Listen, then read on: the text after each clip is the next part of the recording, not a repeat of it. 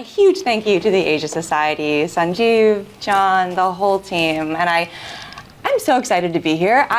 It's your book launch today, yes, Durreen. Congratulations! I know. How are you feeling? Thank you. Wow. It is surreal, but I think, in a wonderful way, I just feel that life comes in a full circle. I mean, Asia Society was a big part of my life when I started, 34 years ago in New York. This banker pulling all-nighters, but still made it to the Asia Society events, as a member. So it's wonderful to be back here and be launching and bringing Asia and the US, my two homes, together. So amazing. Thank you so much. It's amazing. And I really think it's very fitting to be launching at the Asia Society. In addition to being such a huge part of your own journey, Asia Society was one of the first purchasers of goods from Durreen's first social enterprise, One Nest, which is remarkable. The organization itself really sits at the nexus of global policy, education, art, and change makers who are really driving the past, present, Absolutely. and future. And so, huge thank you again to all of Defiant Optimists in the room. There are so many people to thank along this journey. We'll talk a little bit later about the community it takes to move these movements forward. But the three most important people that I wanted to applaud are sitting in the front row here. Durreen's daughters, Dia and Alia, and husband, Rob. You've all been part of this extraordinary journey, so thank you. It's a celebration of you all. And I have to tell you, I'm excited about this for many reasons, but I first met Durreen and the family back in 2009. We were all living in Singapore together and thinking about this idea. Yeah. And I will say, a force of nature when you meet one. And it was this extraordinary start. A Rockefeller Foundation colleague had introduced us, and RF was really instrumental in helping with the launch of the movement that you see today. And so I was looking at my old notes around the startup time. Oh my God, yeah. We were piecing together sentences and paragraphs to make the business plan, and I wanted to ask you, now that you've written a book, is it harder to write a book or a business plan? Wow. Business plan is something you want to do. The book is something that you have done. So I think it was very interesting to see the narrative definitely is, different, and it is one of those things where with the business plan you only have to please a few people, but with the book, obviously I want to not only please, but have people be able to relate to it. So it was a bigger, longer journey. But again, just for everyone else to know, Sue actually was part of the business plan, part of the company in the very get-go. It was Rob, myself, and Sue, and my students who got together and wrote the book, wrote the business plan. that was a good one. I know, exactly. And you've always been so intentional about the actions that you take, the symbolism that you carry with you. Philip, you talked beautifully about today being June 27th and the International Day to celebrate micro, small, and medium-sized enterprises. So happy MSME Day to everybody. And also, IIX, Impact Investment Exchange itself, was born or first registered in 2009 on March 26th, which is, of course, Bangladesh's Independence Day. Yep. Back to MSMEs, of course, IIX's mission is to lift up that work, and you've spoken quite passionately about how 80% of owners of MSMEs around the world are women. Mm-hmm. And so you've worked so directly with so many of them. What do you take away from that experience? How has that been for you along your journey? The thing is, and again, not to sound like a politician, but the reality is, SMEs are the backbone of any business. And the reality is, no matter what political system you have, these small businesses are the ones which continue the growth of all these economies. And I think for me, to be able to sort of see that spectrum of SME growth across the globe, across time, was incredible. And I think for me also to sort of see where were the hurdles of these organizations, where was the hurdle for my own organization, which was an SME, and each time, and what it would mean to be inclusive and give them that little push that they need in terms of being a part of a bigger system. And I think, just for us, sort of the reality check, sort of for us, we are in this beautiful, beautiful building, and Asian Society with so much of incredible work that Asian Society is doing, a very important one. I think it's also for us, it's good to remember the fact that being in New York, the financial hub of the world, which the financial market has over $160 trillion, and only a fraction of that is actually shared by the 99%. So really, most of it is within that 1% of the global north. So this has really been about a journey not only just with the SMEs, but how to make them a part of the financial system. And once again, with that, be focusing on gender equality for women, for gender minorities, and being able to sort of make that front and center along with climate action. And I think, it's been nice that we've been able to do that. But I do, before we go deeper, I do want to kind of thank a few people as well, Sue. Absolutely. Yeah. So I do want to again thank Asian Society and in particular Philip. Thank you so much. Sanjeev, you have been amazing. And I was saying that throughout the years, my goodness, I mean. Just every step of the way. And, as a Asia 21 fellow, I got to know Sanjeev, and he has played a crucial role, and I would say in the lives of all the Defiant Optimists, which the Asian 21 fellows are. So thank you, Sanjeev. And I do want to sort of give a shout out to two people who made this book possible. I always say I'm not a writer, I'm a storyteller. And I feel almost the incredible imposter syndrome right now because, I do feel that I'm not a writer. But the two women are Valerie Weaver-Zecker, who's not here, who's the editor of Broadleaf, my publisher, and Diana McGee, and her parents are here today, so I'm really glad you could make it. So these two women really, really shaped the book for me, was there for me through my tears and my challenges. So I really thank them. So please make sure Diana knows. And again, a big thank you to Broadleaf and Penguin Random House. So the book is being published simultaneously in the US, UK, Australia, as well as South Asia. And I'm very grateful that the two publishers came together to do this. Again, a big, big, big thank you to my family, to Rob, who has been an incredible partner. He is now, everyone has been asking, what does Clark Kent look like and all this? I said, he looks like Superman now. So you won't recognize him. He's actually a Superman. And he has been, with all of this and all the things that I did in my life. It's an incredible partner. And my two amazing daughters, Dia and Alia, who had to be incredibly independent to have a mom who obviously was trying to do everything under the sun. So thank you, girls, for being so understanding. And a shout out to a lot of folks who are here who played a role, in this book. I mean, Sue, of course, you were there from the get-go. My God, it was from the first word of the business plan. I do want to give a shout out to Alana Abraham, my best friend, who's in the back. And I keep on apologizing to her that her section had been edited out, so she was there. So I wanted to say it loudly, and who has been there throughout. I want to also thank my uncle, Kaku, who is in the book, who is here today, and he's a senior official in the UN and the Bangladesh government. My roommate from 34 years ago, Jean, she's there, and she's in the book as well. I have my friend Tina, who is here, who always shows up, my friend from Smith, and I'm so happy to see her. Savita, one of my former students, who's also makes it in the book. Savita, our Bullock cart, and of course, most recently, our IX staff, Ellie, who just spent some time with us. So thank you for joining. And I know I'm missing a lot of people still, but I see Joe over there in the back, Joe Yurchik, who is an investor in One Nest and as well as very much a supporter and advisor in IX. So a lot of folks, and of course you'll hear from Paul and Kalpana. So I just wanted to thank all of them and a big shout out and a big thank you because it takes a lot of people to come together to write a book.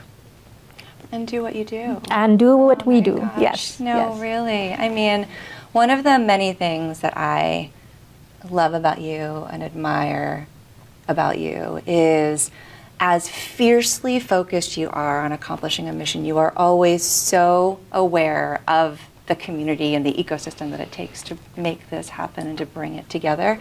There have been times along this road where you felt pretty alone. Yes. And again, back to New York City, the financial capital of the world, Asia Society, which has been such a friend and supporter. But when you first came to New York, the first Bangladeshi woman, to work on Wall Street, that was a moment. Yes. Talk to us a little bit about that Durreen who landed on Wall Street and was navigating those first periods. I think in a lot of ways, I do feel sometimes in life, ignorance is bliss. So in some ways, I say that maybe we had it easy, that we didn't have Google. So we didn't know every single thing about every single situation, every single person.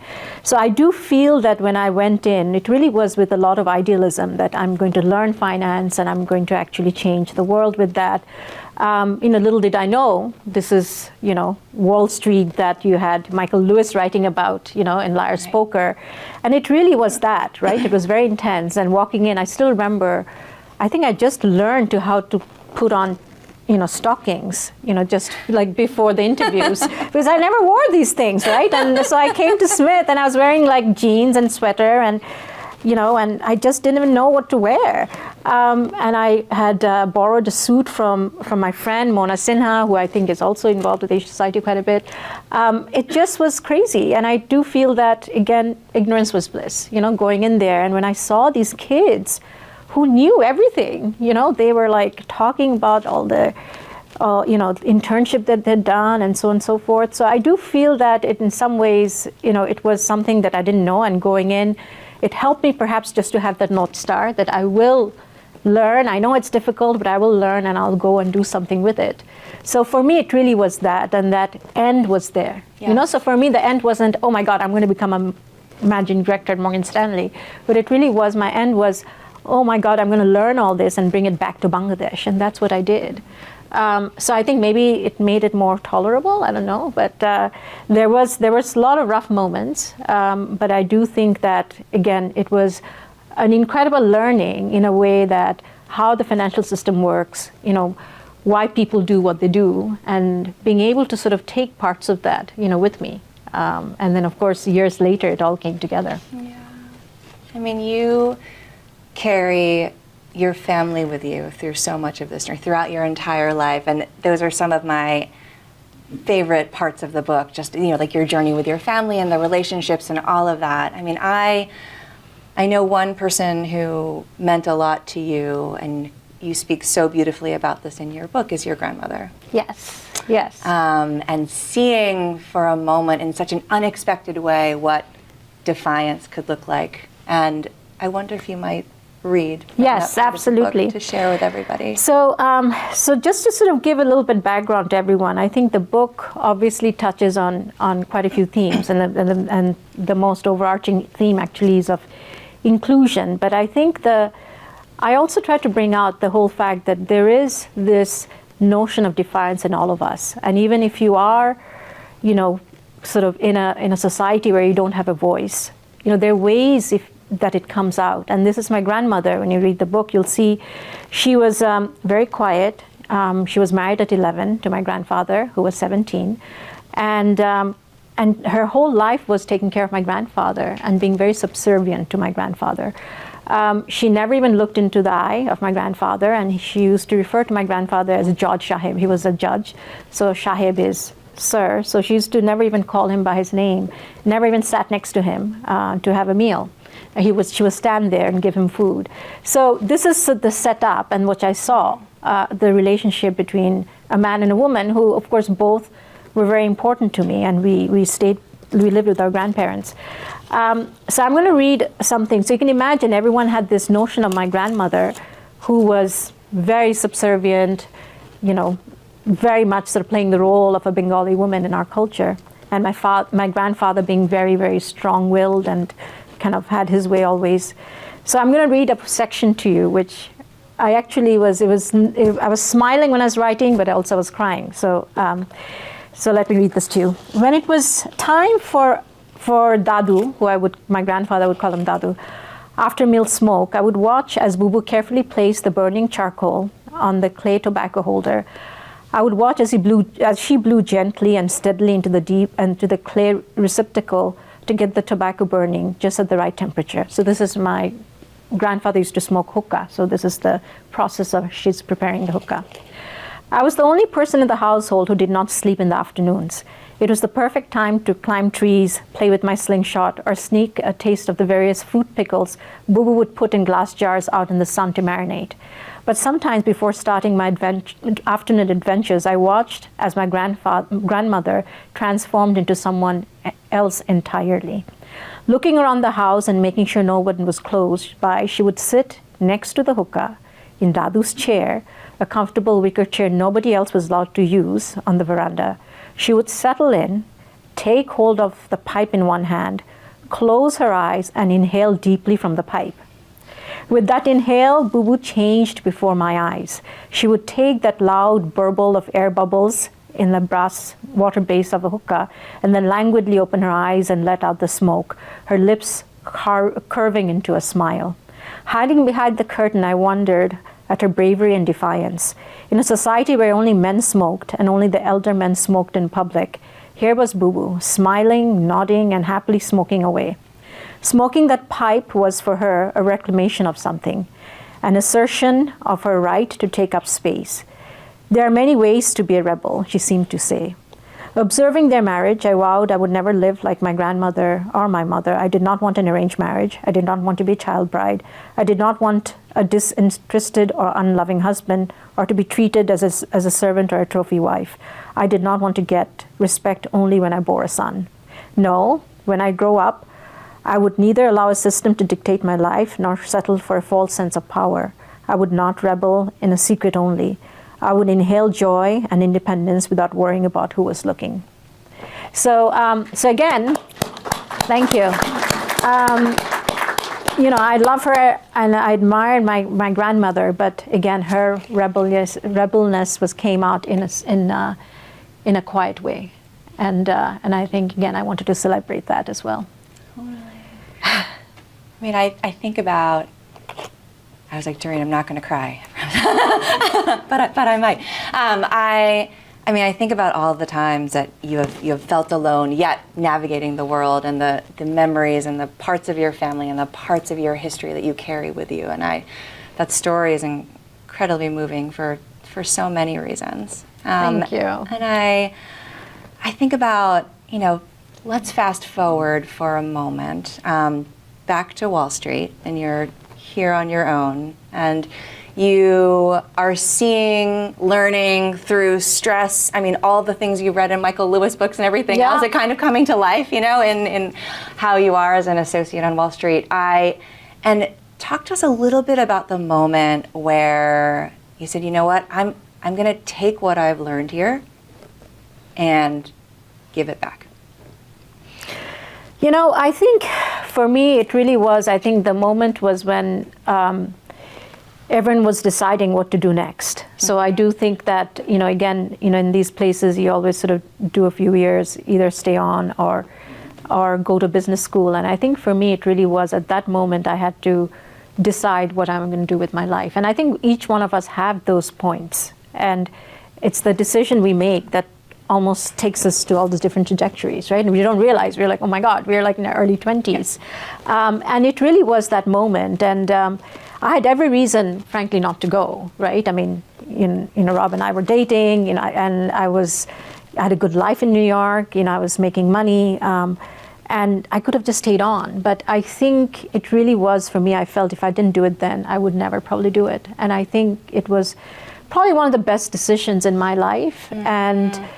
And I realized that, and I think once again, as life happens, when I went back, it was one of those things where I really wanted to use my finance in a very rudimentary way. And I remember a lot of banks, actually including ANZ, Paul, who basically said, come and join us. I did interview in ANZ, Standard Chartered, a few of the international banks were there.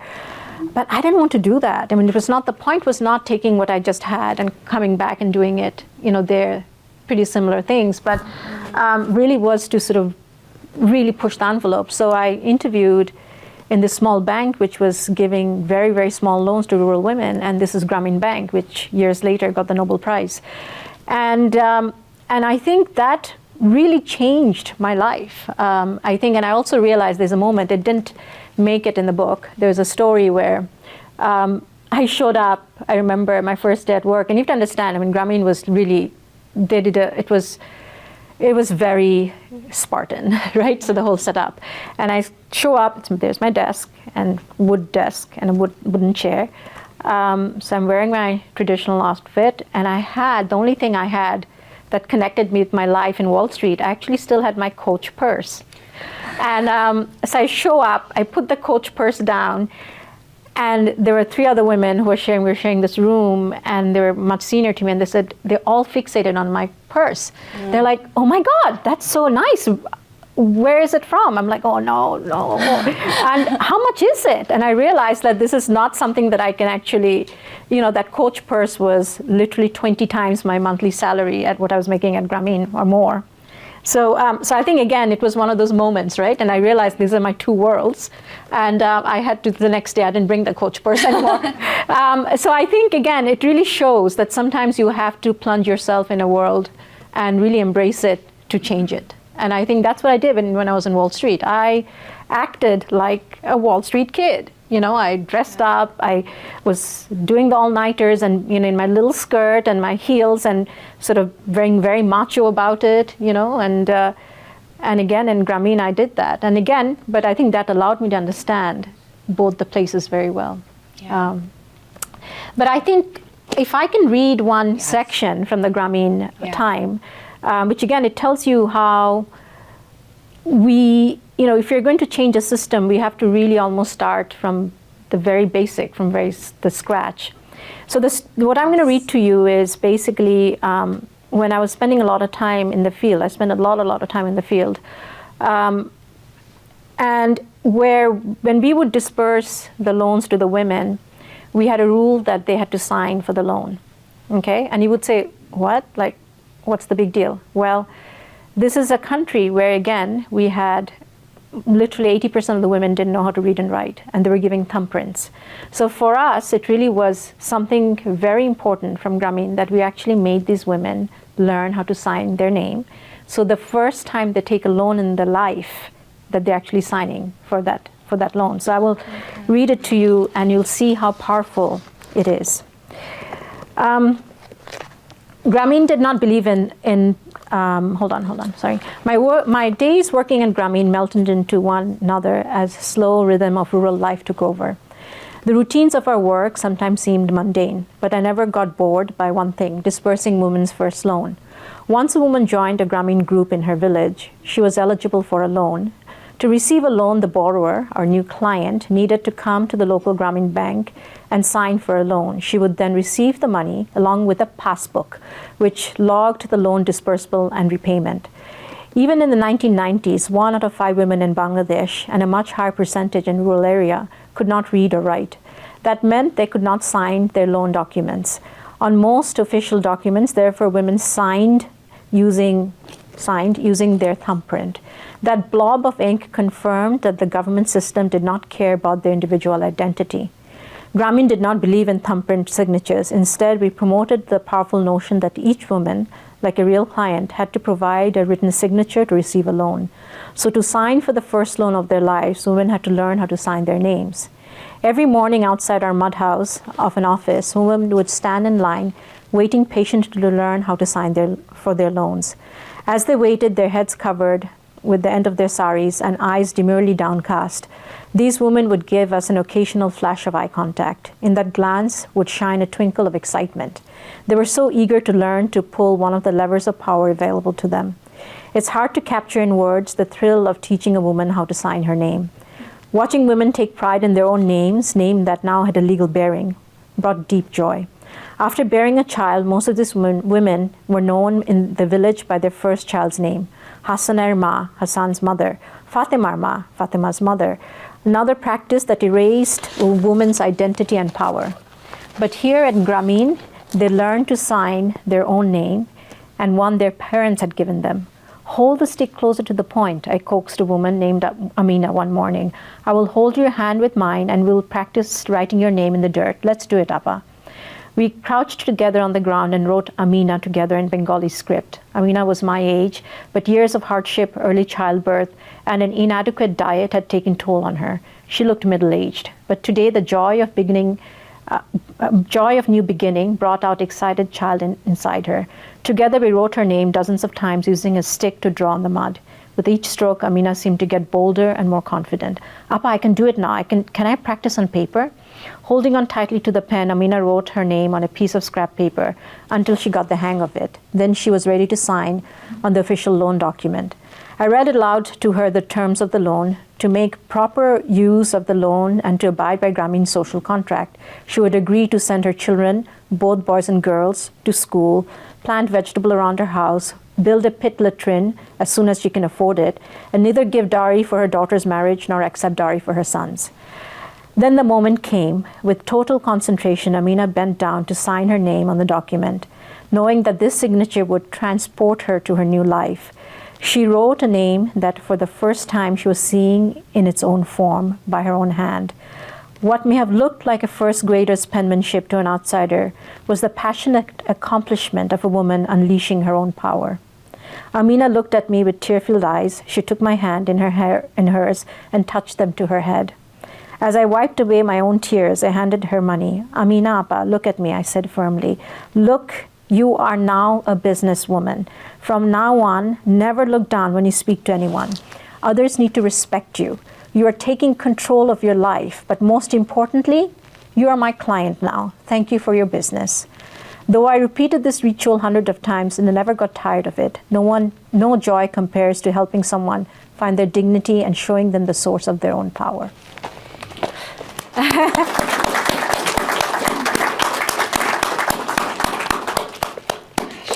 Think about that today. Yes, yes. You know?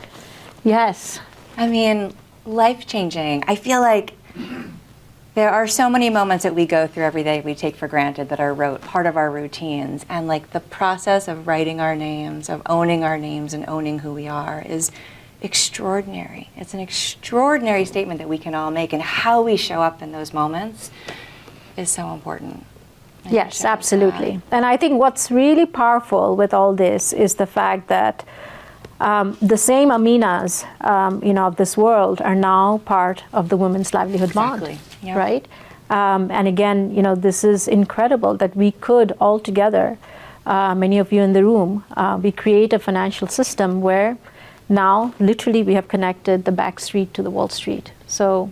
Yeah. And I think that's very, and again, you'll find out about it in the book. And from our next speakers. Exactly, but let's do a little bit of a preface to that, because I want to hear more from Paula on this too, but talk a little bit about the architecture of the Women's Livelihood Bond, what that meant, the thinking behind it, and yes. some of that effort that it took to both structure it and put it together, but the kind of societal norms that you were pushing against and really absolutely.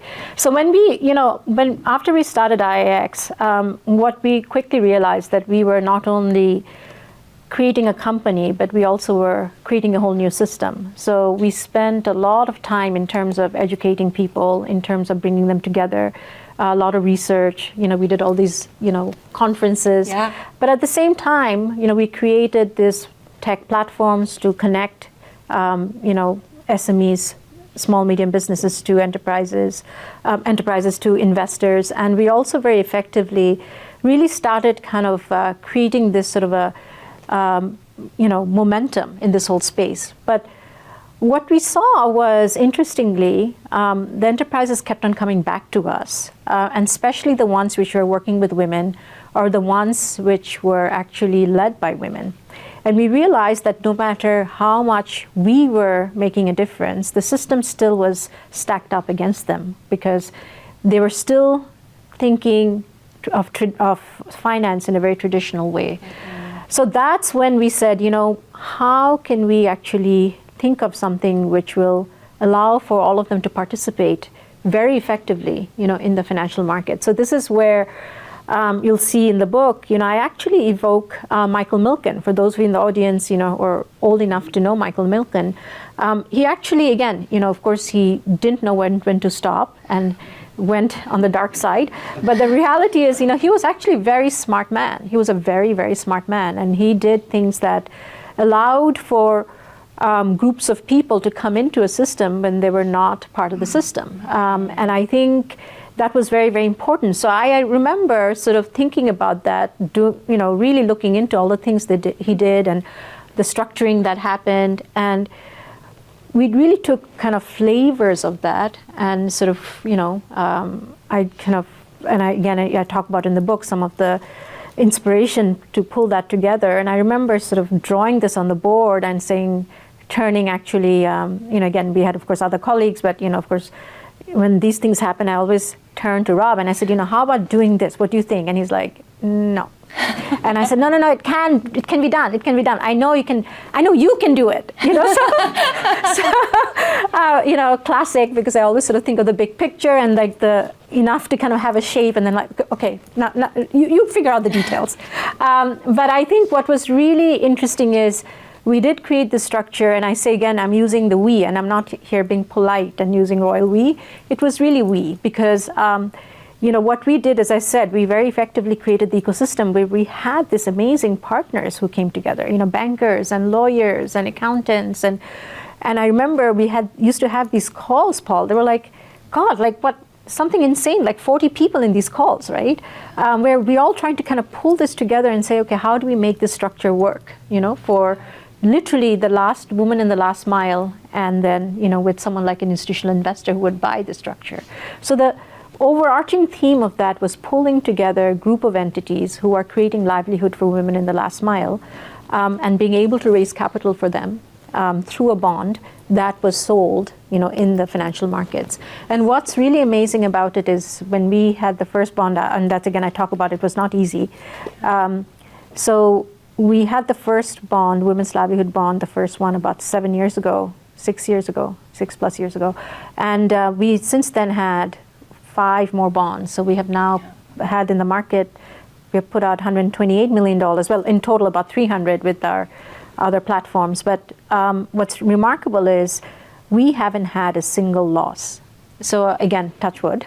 I have to and say that one more time. Yeah. I mean, this never happens. Yes. Ever. So yes. say it one more time. Yes, one more time. So we have put out there, over $300 million in the last 14 years, and we had never had a single loss.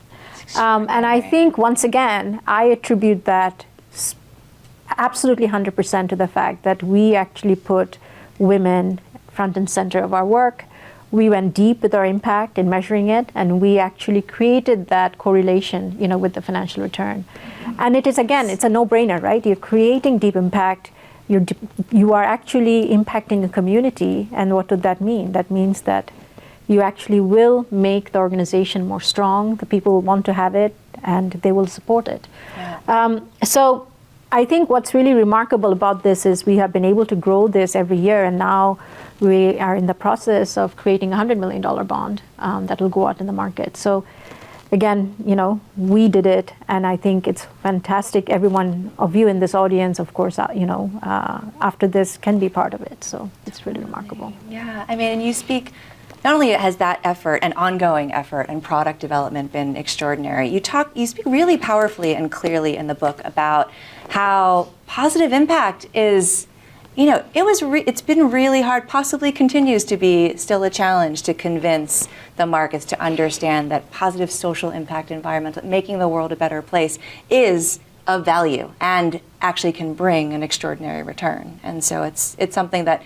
you've been speaking about since the beginning of this movement. Yes, and we will continue to. And I think the reality is I do feel that as we speak about it, there is actually real product and action that follows it. So yes. I think that's very important. And especially now in today's climate, I do think that there's a lot of discussion around it. And I'm glad there's a discussion about it, because then people are forced to kind of see that it actually works. Yep. No, that's right. And we've been talking throughout this past period of time about the ecosystem that it takes to bring this up. And, in order to build an ecosystem, it takes an ecosystem. And I'd love to invite Kalpana and Paul to join us on stage, because really what it takes is, this work is hard and it's crucial. But one of the joys is meeting extraordinary, amazing people along the way, because, an idea becomes a movement when other people leap on board and say, yes, we can do this. So Kalpana Raina, who's an advisory board member of IIX, a former senior executive with BNY Mellon, with clients from multiple sectors around the world, and who has also helped lead 252 Solutions, which advise social enterprises, so much more, board service, really making a difference in the world. Also, full circle, Durreen and Kalpana first met at an Asia Society event years and years ago, so please welcome Kalpana to join us. And Paul White, who is the head of markets for the Americas. Sorry. Oh yeah, no, it's okay. Head of markets in America for ANZ. And I also wanted to say, I think you started at ANZ in 2009? Around there? That's what it seems like, which was the birth year of IIX, so also full circle in a way. Yes, you've been along the journey, and so you've had over 30 years of investment banking experience around the world, and as Durreen has already alluded to, has been a critical partner in so much of this work. So Paul, join us up here. Great. And, Kalpana, I'm so excited to have you as part of this discussion. Thank you for everything that you have done and will continue to do in this movement. I just wanted to turn to each of you and say, tell us about the moment where you met Durreen, heard about this work, and you were like, yes, I am all in. So Kalpana, why don't we start with you? It's in the book. Durreen talks about it in the book. And I have to say, I'm not sure it really went down the way Durreen describes it, but I'll take her word for it. But I do absolutely remember we were, I had, in my own defiant, audacious way, told Durreen that I would accompany her on her capital-seeking campaign to Silicon Valley. And I'm a banker. I have lots of connections. I'm thinking this is not going to be that hard. And obviously, it was very hard. And there was this one meeting with investors, a real honcho at Silicon Valley, whose name we will not mention, which was just so off-putting. I mean, Durreen was trying so hard to. And this is someone who had met Durreen, had been at her TED Talk, had actually invited her to come in. And it was just, we walked out of that meeting, the two of us, and she was angry.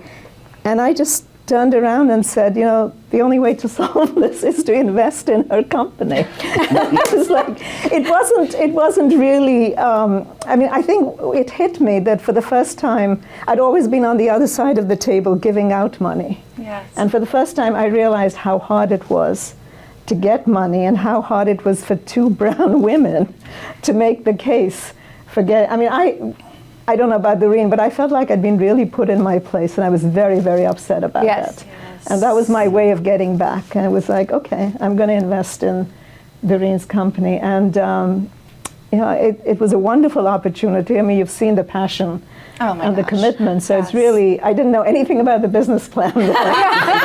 It's great, I promise. I've seen it. But it was really Durreen that I was backing, and that passion, that fire, that determination, that was what, that was the moment. And I have to say for myself, what did I get out of this was a front row seat to see how IIX is changing the whole financial system for inclusion. And I also sit on the investment committee for the Women's Livelihood Bond. So that has been another sort of eye-opening experience as to what the needs are and how do we get capital to this group. It's amazing. For everyone who seeks to put other people in their place, I'd like to think more of us who not just give people a place, but actually honor the place that they always had, right? And see that and lift that up. So you've really been one of those champions. Thank you. And the Women's Livelihood Bond, really, it is such a groundbreaking effort that the four of you and IIX have led, and Paul on a different part and crucial part of the ecosystem would love to hear from your perspective on that work. And also when you were like, we're going to do this. We're going to do it. Yeah. Firstly, thank you, Durreen, for of course. inviting me. It's good to be here. So when was I all in? I think I play poker. And it felt like the right hand to play. So on a serious note, we got mutual contacts. Good friend of Dorreen's works at ANZ. She called me. We had a conversation with Durreen. I think Natasha. Yes, maybe yes, Rob and was on Rob the as call well, and and to your point around the passion, the energy, but more around the vision, the looking forward, and change. This is going to change financial markets for the better for this particular segment. So I was all in after 30 seconds of hearing Dorreen's voice and the passion. And it touched a few things for me. I mean, firstly, personally, some of my family here today. I've got a daughter. We spend a lot of time in Asia, in the likes of Cambodia, Vietnam, India, etc. So I can see the power and the difference this makes. We've got our own foundation, which is very small, but in our way of giving back. So personally, it sort of touched the right note. Yes. And then professionally, I'm a big believer in diversity and inclusion, better discussions, better outcomes, and it's hard. It is hard. So professionally, and I work with a lot of large institutions, around the globe. It's very much a sort of top-down approach, and this is very much a bottoms-up approach. Banking 101 is around knowing your client. No losses in 14 years is incredible. It's not many people can say that. So IIX and Durreen, that they know their clients. They've got the vision, and they've been on that journey. And this is very early stages. So it's exciting.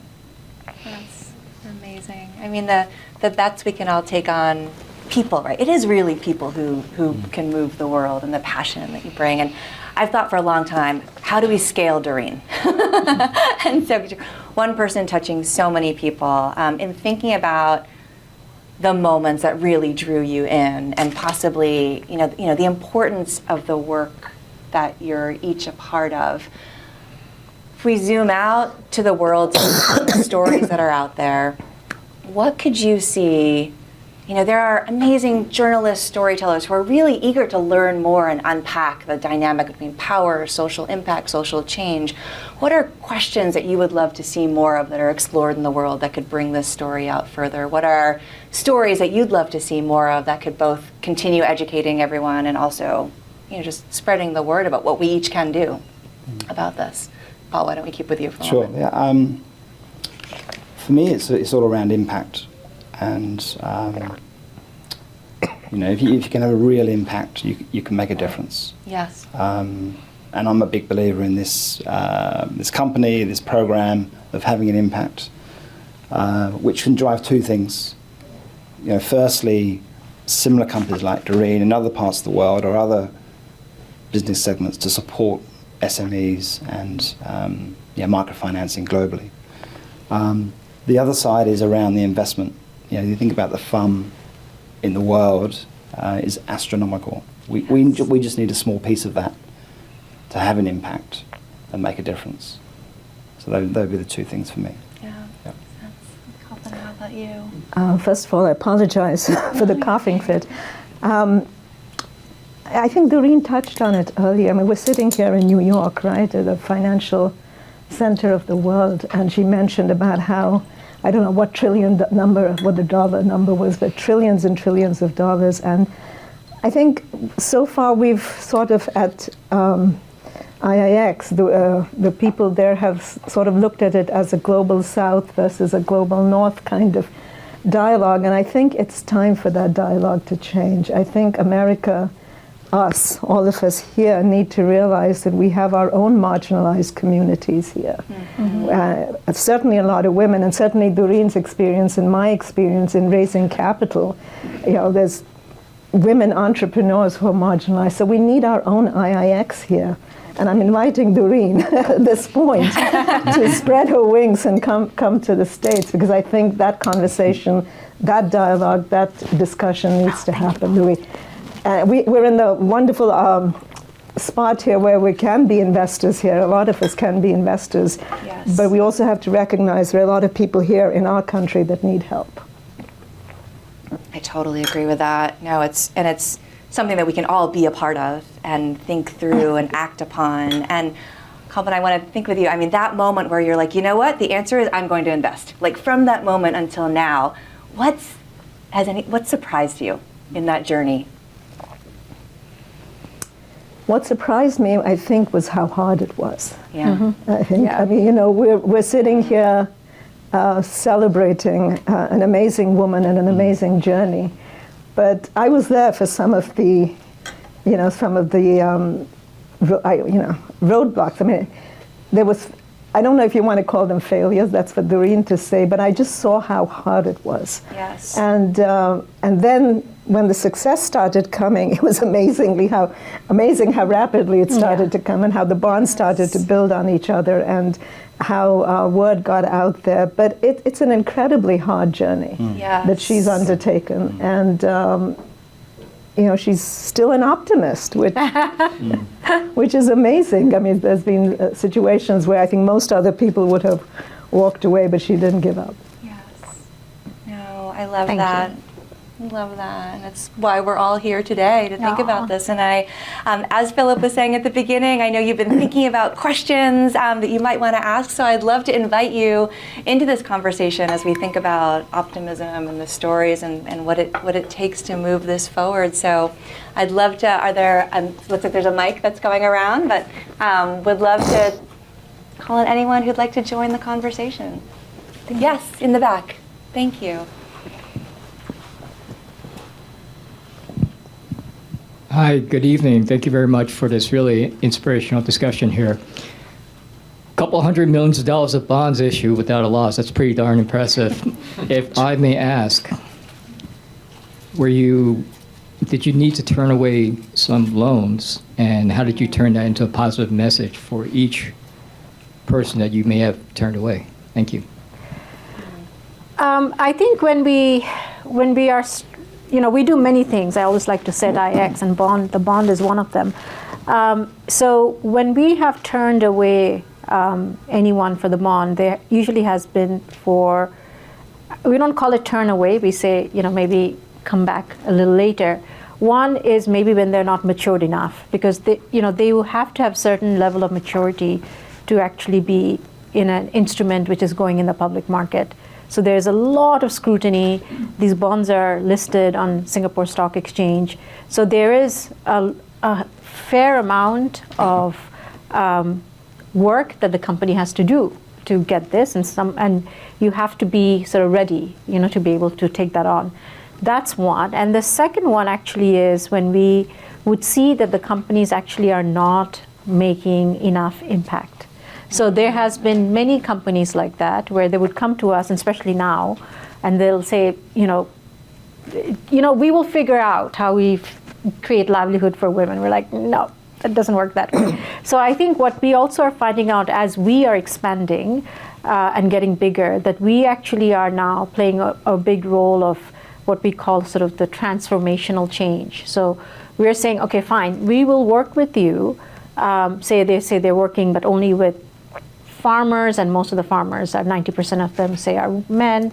So we're saying, okay, you have to ring fence, and we will then actually do the due diligence, and we will do continuous monitoring over the 4 years of the bond to make sure that you are making use of them, you know, in terms of creating livelihood for women. If you can't do that, then we will actually have to, you know, sort of get you to pay the money faster, or we have to take action. So I think, and there has been a few cases, you know, where we had to sort of kind of readjust. And but yes, I mean, this is something that is a process, you know, as we are structuring the bonds. Thanks for that question. Next.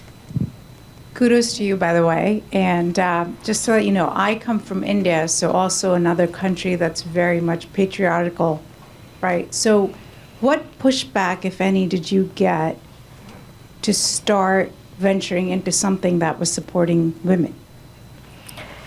I'm glad you asked that, because that was actually probably the biggest pushback we got. And I think, but what we did very effectively is we just never, ever, ever, you know, stepped away from it. And I think what was really important for us is, and again, we have a company where we have some very, very, very dedicated men and women, in the company who really believed, in this inclusion, and that really helped. And I'll share a story, and I was talking to Paul about it also earlier on. When we were putting together Women's Livelihood Bond, and you'll read it in the book, and it's a very sophisticated structuring, but then again, still, we had a hard time selling it in the market, even with all the de-risking in it. Why? Because it was called the Women's Livelihood Bond. And immediately, again, the market sees this something as, oh my God, this is like you're selling handicrafts, or just what is this? And what was really interesting is we had to, again, do further restructuring of the bond to be able to put it out in the market. But then a very important component of it were these incredible men who went out there and sold the bond, like Paul, like his colleagues, like Rob, and who basically, again, played a role in making sure that when they walked in or when they got on the call, people didn't immediately think it was a women's livelihood bond, but they actually thought this is a pretty cool structure that you were actually selling, right? And then it would be like, oh my God, it's actually bringing all these countries and sectors together. Oh wow, so it's actually impacting all these women. So you see how it is. It still is the same thing, but you're just flipping it, that it is actually very good financial structure, and you'll be smart to invest in this, and then being able to sort of get all those extras. And I do think one of the big things, and you'll see it when I wrote it in the book, for me, that at that point, I remember, I'm being very positive about it now, but it was hard, because I felt like I lost a battle, because I could not go out there and sell the bond because the bond was already so quote unquote exotic. And then I would come into the room, and this is like a double whammy of someone like me trying to sell a women's livelihood bond. So I always say, I lost a battle in that, but I actually won the war, which is actually moving the needle for millions of women in the last mile who are now part of the financial market. And now there are many women who sell the bond, right, in every team. But again, what it needed initially was that, again, going back to earlier on what I was saying, that we actually have to change the system. We actually have to learn the system. We have to know the system. We have to make people feel comfortable in being able to embrace that change. And I think, in retrospect, hard as it was, I think we did it right. And now that's why we can actually be having this wonderful conversation, and there's a great finale in the book, which it wouldn't have, if I basically said, no, damn it, I want to be the one, and it's women's livelihood bond, it should be the women selling. We just, we're very practical about it. So I think, again, it was, these are some of the learnings that you have to do. Yeah. Just to double click on that last thing that you just said, I think in that journey as you were building this, you were actually, if I'm remembering this correctly, asked if you would change the name of the bond. Yes, absolutely. Yep. This is all great, this looks really good, you've done all the work, but if you could just sort of take women out of the title, then we might sell it. Yeah. But again, it was not out of sort of kind of malice or anything. It was just being practical, Yes. like, do you want to sell the bond? And so I remember it was, that's one point just we did not give up on. Yeah. And I'm so glad we did not. Yeah. And again, just knowing, I guess, which battles you want to pick, Thanks for that question. Next.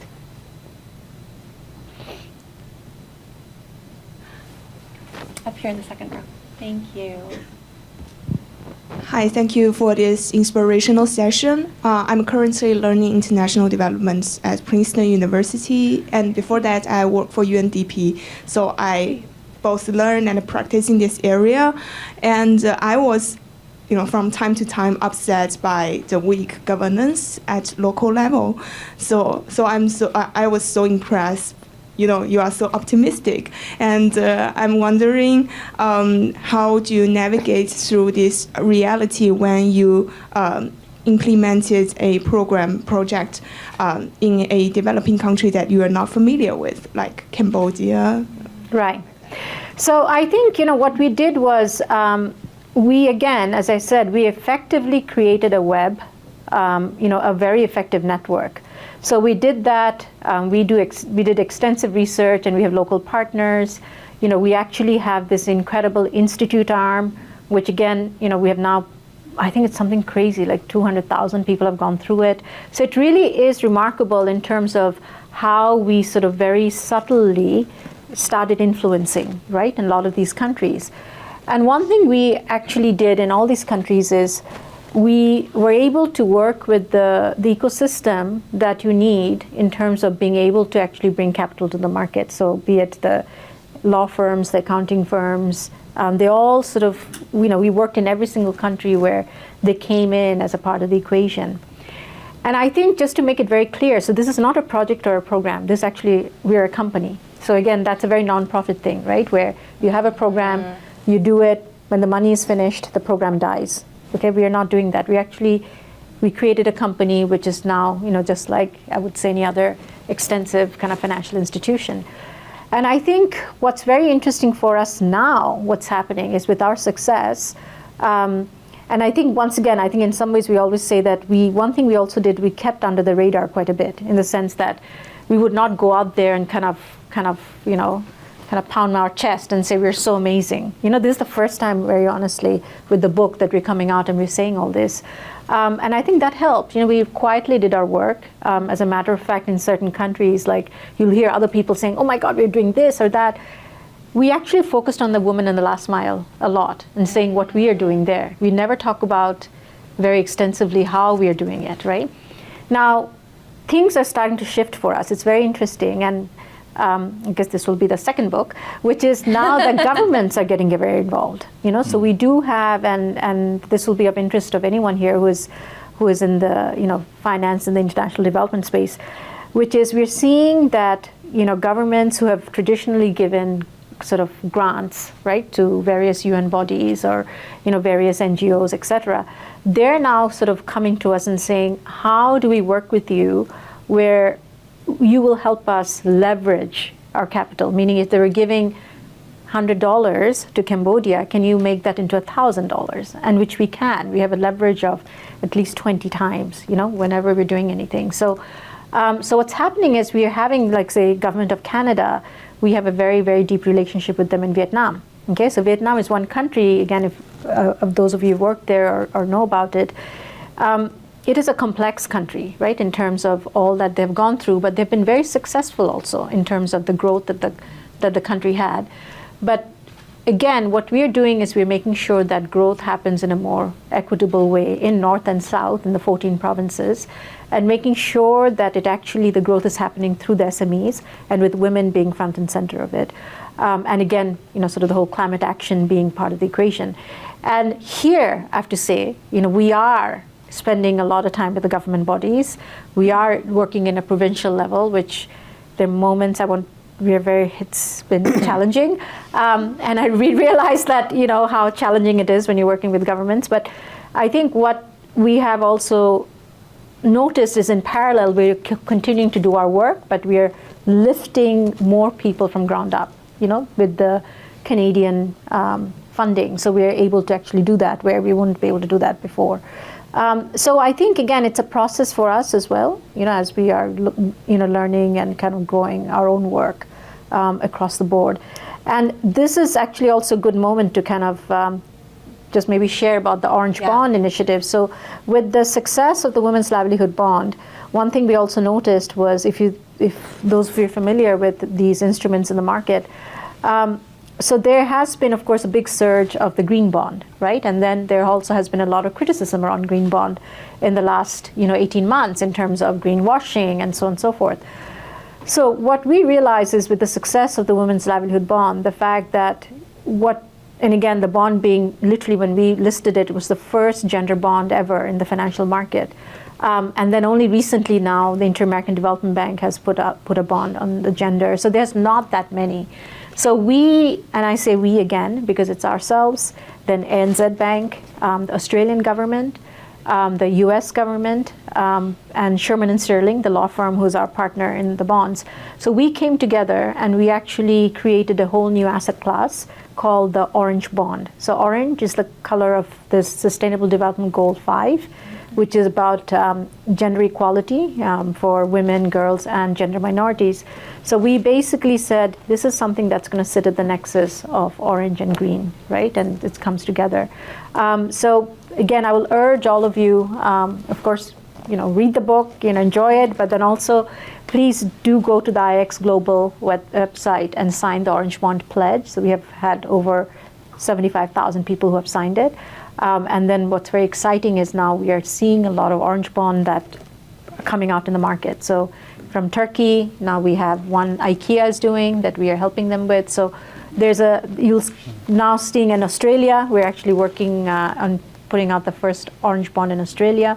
So we'll see many more of this, where once again, I would say, very effectively and very permanently, we'll now have women, in the, and gender minorities as a part of the financial markets.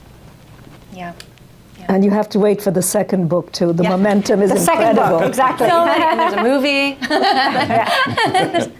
I mean, it's pretty amazing. Paul, are you seeing a distinct change in the conversations internally in the bank on like how you consider opportunities like this? What is, what does this sound like and feel like where you sit? What I'd say is innovation is so important in markets. Yes. There's so many barriers to entry, and Durreen's outlined many of them. But if you can innovate, and the Orange Bond is, it's IIX's innovation. Yes. And now there's supranationals, Yes, for investing, example, governments, etc. So it just takes one piece of innovation to go to that next step that opens up people's eyes in terms of the opportunity. And Yes. as I said before, I think with a forward vision lens, I can see a huge opportunity for orange bonds as well as other bonds, in terms of the world we live in, which is a positive. So it's just making that first step. Yes. And that's been done. So. Yes. No, that's great. I think we have time for maybe one or two more questions. We have one in the back. Thank you. Hi, how are you? My name is Stephanie. Congratulations, a great accomplishment. I'm curious to know, how many people do you have in your operation here in this side of the world, and then how many people are in your operation in the other side of the world? And also, do you have a woman-owned business category for your own business here, and do you benefit from that? Also, do you benefit from, we have the small business, medium business, large business, woman-owned business, minority business. Have you had any kind of exposure to that, and can you expand on that, please? Sure. So IX now has, I would say, a staff of over 100 across 12 countries. Amazing. But it's actually pretty much all in the global south. So we don't have anyone here. We do have a foundation arm which is registered here, where Kalpana and Joe sits in that, but we don't really have anything going on here per se at this moment. But again, we would like to change that, and I hope the book changes that. So given that we are not here, we don't actually get any of these benefits about being women-owned and all that. So the IX is, again, it is majority owned by women, and also 60% or 65% of our staff is women. So it's quite remarkable. But I do feel, once again, this is sort of my big hope, that with the book, we can very effectively also start the dialogue, start work in the US. And some of it actually is slowly starting. We are now doing some work. We have done some work with Medtronic Foundation on the healthcare side, to looking at basically going deep with the impact of health and seeing how to measure that and how do you bring financing in. And then now we're actually doing similar work actually with Stanford, where it's being rolled out for the Orange Bond Initiative, where a group of students are now starting a research in underserved communities in the Bay Area to see how the impact that they're creating, if it's translating into them getting more capital or not. So for us, again, there's a lot of good work happening in the US as well. But I think what we have done outside is really being able to bring in an ecosystem, which I feel like still here, things are happening in a bit of silo. So I think it'll be interesting for us to see if we can also kind of play a role in making this whole space more inclusive, but it remains to be seen. But we have a lot of U.S. investors in the bond outside. So, and actually the largest one being Naveen, the TICREF, the Teachers Pension Fund. So they're our largest investor. And I think it's a wonderful story because if you think about it, it's owned by teachers and they're investing in the women in the last mile, and the women in the last mile are working and basically making sure these people get their coupon in their bond. So it's wonderful, right? And both groups are serving the community, so which is fantastic. So hopefully all of you can play a role in making sure we can expand our work in the U.S. Thank you. Anything else? One more question? Great, right there. Hello, congratulations on the launch of your book. So can you speak to women that are trailblazers and what your personal approach was to developing an advisory board and advisors around you as well as partnerships? Yes, so that's a very good question. I think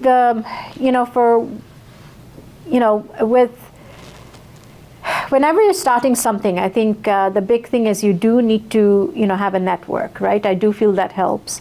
And for those of us who don't have an automatic network, say from our family or I did not in the US. And what that meant was I had to rely a lot on my academic institutions, to be able to sort of say, okay, is there anyone there who would actually help me out? And I have to say that did play a big role, in terms of sort of being able to make the right contacts and able to sort of have the right doors open.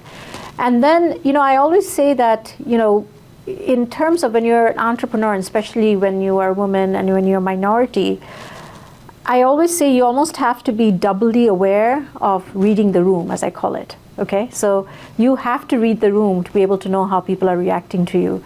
And every time I saw someone was a little bit sort of more interested in what we're doing, I always sort of made an effort to reach out to that person on the side and say, would you come and be a part of this, and join our advisory board.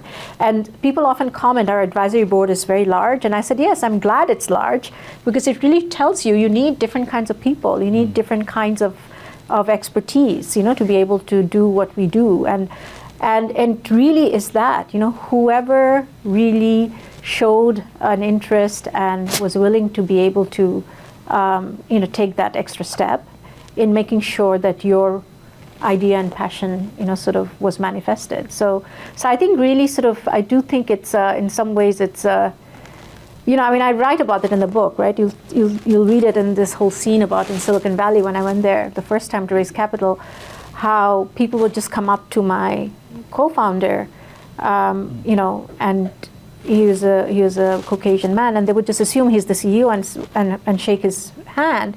And I remember, and he used to feel mortified about it. But the thing is, again, I can't blame him because the system sort of assumes that, right? So in some ways, I think sort of saying if a system automatically works for a certain group of people, then we have to sort of say, okay, then we have to create our own system, who will sort of back us and come and shake our hand, right? So it does.